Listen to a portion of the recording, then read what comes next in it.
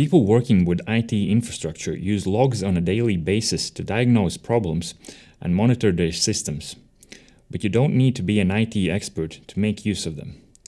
They are just short time-stamped messages that give you an insight of what and in what order is taking place in the background of your system.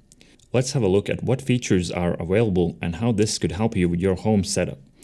In RouterOS, open up the Logs section. Here you can see logs being added in real time. They get stored for a while until the line limit has been reached. Currently, there is not much going on, because the device is running the default configuration and advanced logging is not set up. The preferred way to change logging settings is through the terminal. Go to System Logging and then Print to see what is currently being logged. By default, there is a list of 4 items. The action is another setting that can be configured separately in subsection. There you can see that memory has target set to memory, which refers to RAM. There is a 1000 line limit, and because the memory stop on full is set to no, once the line limit is reached, the older messages are simply erased as new ones are added.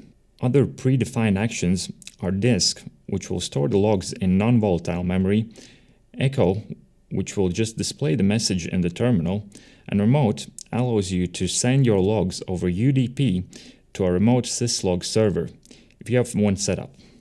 Let's go back to the main logging section and add some more topics. If we type Add Topics followed by Tab, we can see the full list of specific topics that can be logged. There are quite a few.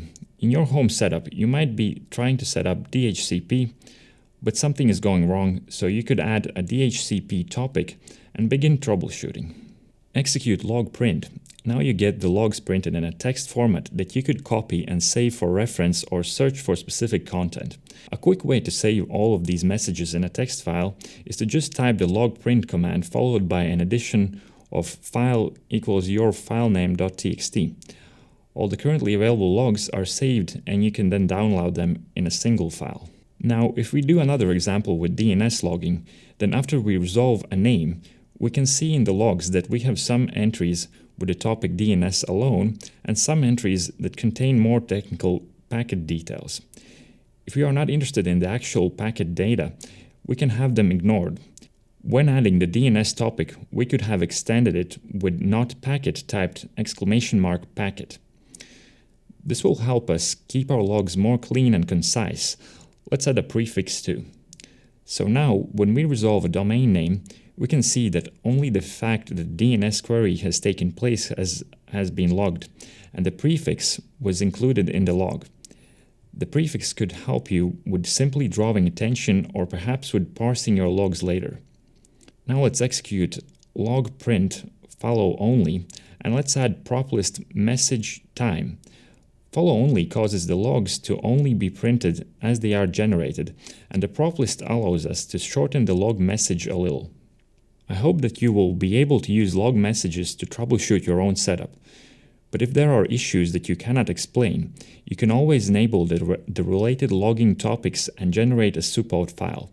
You can send the support file to the MikroTik support team and they will have a look at it.